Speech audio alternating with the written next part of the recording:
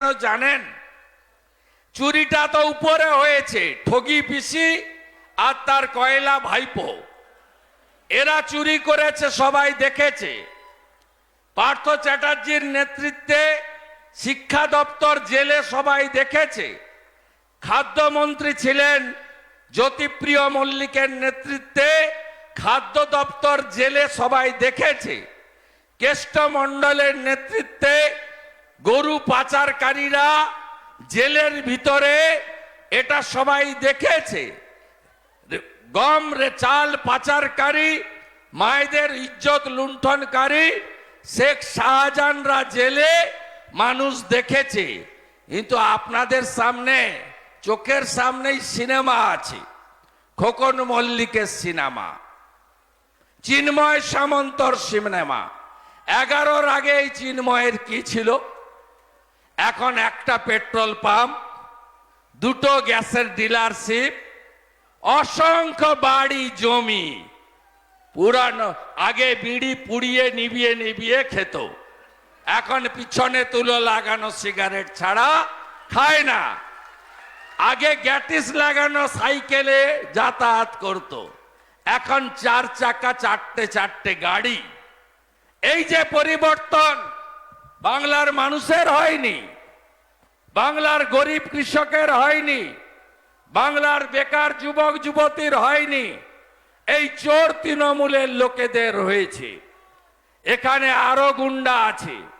যুব মোর্চার ভাই আমাকে ছবি দিচ্ছিলেন, আমি বললাম গুন্ডামি থেমেছে? বলছে কালকে একটু ধমকেছিল, তারপরে আবার চেপে গেছে। চেপে আপনাদের যেতে হবে। হুদানা কে আছেন? আপনাদের আমি বলে যাচ্ছি, ভদ্র হন।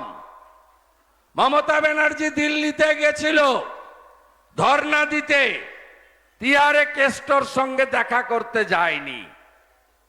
মমতা ব্যানার্জি যখন ভোট আসে বলে 294টাতে প্রার্থী, আর যখন চুরি ধরা করে তখন বলে পার্থ এত চুরি করেছে আমি তো জানতাম না। এইটা হলো মমতা ব্যানার্জির ক্যারেক্টার। মাননীয় হুদা বাবু না কে আছেন, আপনাদের বলবো এসব করেন না, মিলেমিশে থাকুন। বিজেপি সরকার আসছে, খুব বেশি দিন লাগবে না। আমরা রোয়াব দেখেছিলাম উত্তরপ্রদেশে, মায়াবতী আর মুলায়ম সিং যাদবের রাজত্ব আমরা দেখেছি। আমরা বিহারে শুনতাম সমোসা মে আলু আর বিহার মে লালু, কেউ নেই, ভোকাট্টা হয়ে গেছে। ওখানে যোগী বাবা আর উত্তরপ্রদেশে বিহারে এনডিএ সরকার, দুজন উপমুখ্যমন্ত্রী বিজেপির, সম্রাট চৌধুরী, বিজয় সিনহা। আমরা আসামেও দেখেছি লেকচার আপনাদের। আমরা সিপিএম এর অত্যাচার ত্রিপুরাতেও দেখেছি, পশ্চিমবঙ্গেও সিপিআইএম এর অত্যাচার দেখেছি। দেখেছি নন্দীগ্রাম, দেখেছি সিঙ্গুর, দেখেছি নেতাই গ্রাম, দেখেছি সুচপুর, দেখেছি মরিচঝাপি। আজকে বিধানসভায় নিশ্চিহ্ন হয়ে গেছে, এরা নেই। তাই আপনাদের এখানে যারা এসব করছেন তাদেরকে, সে নবী বাবু হন আর সাকিম বাবু হন, যেই হন, আপনারা একটু ভদ্র হয়ে চলুন। আমি অনেক বড় বড় মস্তানকে সোজা করেছি। লক্ষণ শেঠের নাম শুনেছেন তো? বড় মস্তান, দাঁড়িয়ে দাঁড়িয়ে খুন করত, 41 জনকে মেরেছে নন্দীগ্রামে। ছোট মুখ্যমন্ত্রী বলা হতো, আমি হজম করে দিয়েছি 1,73,000 ভোটে। আপনাদের বলে দিয়ে, আপনাদের যিনি মালিক তার নাম মমতা ব্যানার্জি, তাই তো? তিনি 2021-এর 2রা মে, মানে গতকাল 3 বছর পূর্তি হয়েছে, আমার কাছে হেরেছে 1956 ভোটে। আমি সব জায়গায় বলি, শাহজাহান বলেছিল আরে মেদিনীপুরের ছানা, তুই আয় সন্দেশ খালি, তোর চামড়া তুলে নিব। আমার নাকি চামড়া তুলে নিবে। আমি কদিন আগে সরবেড়িয়াতে গিয়ে ওর প্রাসাদের সামনে দাঁড়িয়ে, ওর বাড়িটা তো নিলাম হবে, ইডি নিয়ে নিয়েছে, এদের বাড়িগুলোও যাবে, এদের বাড়িগুলোও যাবে, অপেক্ষা করুন। আমি ওখানে ছানা খেয়ে লোককে ছানা খাইয়ে এসেছি ওর বাড়ির সামনে দাঁড়িয়ে। আমি বলি সভাতে, চিরদিন কাহারো সমান নাহি যায়, আজকে যে রাজা ছিলা কালকে সে ভিক্ষা চায়। এই দশা এদের হবে।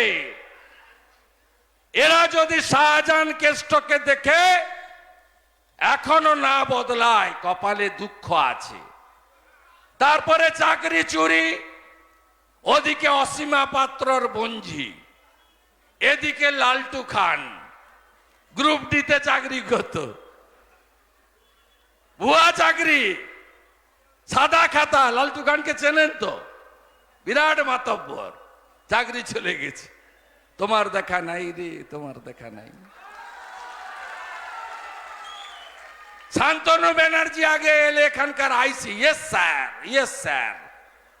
আর খোকন মল্লিক জেলা পরিষদের ঠিকাদার অ্যাসোসিয়েশন, এদের রাজত্ব ছিল এই এলাকা। শান্তনু জেলে, কুন্তল জেলে, বাকিরাও যাবে জেলে। এই চোর তৃণমূলকে তাড়াবেন তো? আপনি বিরোধী দলনেতাকে বিশ্বাস করেন তো? এমন সংখ্যা দিব পাবো আমরা এবারে, ও 26-26 গল্প নেই, কয়েক মাসের মধ্যে ভোট করিয়ে দেব, কয়েক মাসের মধ্যে ভোট করাবো। দেখছেন না মুখ্যমন্ত্রী মানসিক অবস্থা? কালীপুরের মাঠে এসে বলে রাজা রামমোহন রায় সতীদাহ প্রথা চালু করেছিলেন। হ্যাঁ কিনা বলে যায়নি? কদিন আগে ফেব্রুয়ারি মাসে বলে যায়নি? উল্টে দিয়েছে।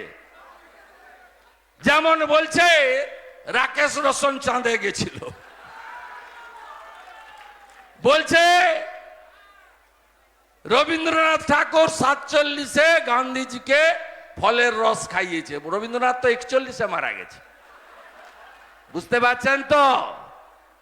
মোদিজির আতঙ্কে ভুগছে, কারণ মোদিজি পরিবারবাদ, দুর্নীতি, তোষণের রাজনীতি খতম করে দিয়েছেন পশ্চিমবাংলায়।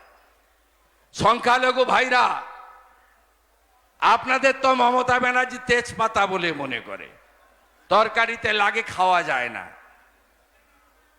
আপনাদেরকে গরিব থেকে গরিব করেছে, আর ভোট এলে বলে বিজেপি হিন্দুদের পার্টি।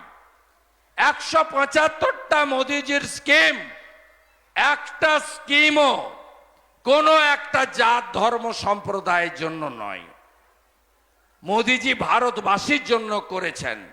উজালার গ্যাস বলুন, পিএম কিষাণ সম্মান নিধি বলুন, প্রধানমন্ত্রী আবাস যোজনা বলুন, আপনি যত স্কিমের নাম বলুন না কেন, মোদিজি কথা দিয়েছেন তার সংকল্প পত্রে যে নলবাহিত জল দিয়েছি, এবারে নলবাহিত রান্নার গ্যাস রান্নাঘর পর্যন্ত পৌঁছে দেব। মোদিজি বলেছেন 4 কোটি আবাস হয়েছে, আরো 3 কোটি বাড়ি আমি বানাবো।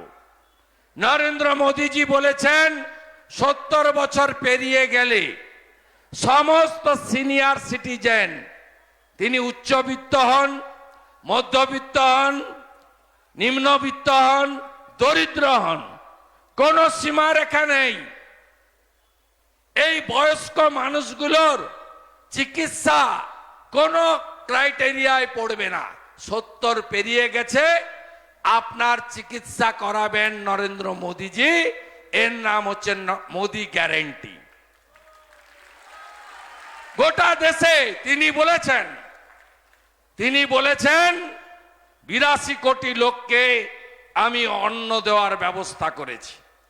বছরে 2 লক্ষ কোটি টাকা খরচ হয়। আমি এই যোজনা, প্রধানমন্ত্রী অন্ন সুরক্ষা যোজনা, যদিও তৃণমূলকে জিজ্ঞেস করবেন, বলবেন দিদি সব দেয়। আমি তো দিদি বলি না, দিদি যখন ছিল আমিও ছিলাম ওর সঙ্গে। এখন পিসি, পিসি ভাইপো ছাড়া কাউকে চেনে না। আলালের দুলাল, কয়লা খায়, বালি খায়, পাথর খায়, মদ বোতল থেকে 2.5 টাকা করে নেয়, চাকরি বিক্রি করে, সমস্ত গুণের অধিকারী। আজকে এই রেশন বলবে এ তো আমরা দিচ্ছি। আপনি যে চাল আর গম বা আটা নিয়ে আসেন না, প্রথমত এফসিআই পাঠায় ভালো চাল, এরা বাজারে বিক্রি করে আপনাকে কাঁকরযুক্ত চাল দেয়। সব জায়গায় ভালো গম দিচ্ছে এফসিআই, এখানে গম দেয় না। গমগুলো বাকিবুর রহমানরা খেয়ে ফেলে, শাহজাহান সাতক্ষীরা বাংলাদেশে পাচার করে। আপনাদেরকে এই পোকা গমগুলোকে ফ্লাওয়ার মিলে, আটা মিলে নিয়ে গিয়ে পেশাই করে প্যাকেটে ঢোকায়। প্যাকেটে দেখবেন ইংরেজিতে সব লিখেছে স্কিমের নাম, উপরে একটা হাঁড়ি আছে, হাঁড়ির তলায় লিখে দিয়েছে খাদ্য সাথী। ওটা হচ্ছে মমতা ব্যানার্জির চিহ্ন, হাঁড়ি চিহ্ন। রেশনটা দিল্লির। আমরা বলি না মোদিজির রেশন, মোদিজি চালু করেছে বলি। আমরা বলি না যে ভোট না দিলে রেশন বন্ধ হবে। এরা বলে যে ভোট দিবি না মানে লক্ষ্মীর ভান্ডার বন্ধ করে দেব। তোর বাপের টাকা, জনগণের টাকা, কার টাকা বন্ধ করবে? অত সোজা। আর এই বিরোধী দলনেতা আছে, এই এমএলএ গুলো দেখছেন না, আমরা 70টা লোক ওকে বিধানসভায় ঢুকতে দিই না। বিধানসভা আমাকে দেখলে পালায়। আমরা মাত্র 70 জন ছুটে পালায়। একদিন কালো কাপড় পরে 29 নভেম্বর 2023 বিধানসভার সামনে বাবা সাহেব আম্বেদকরের মূর্তির সামনে বসে থালা বাজাচ্ছিল, বলছে মোদি চোর, অমিত শাহ চোর, বিজেপি চোর, ঘন্টা বাজাচ্ছে। কারণ ওই ডেটটা ও গেছে কালো চাদর টাদর মুড়ে।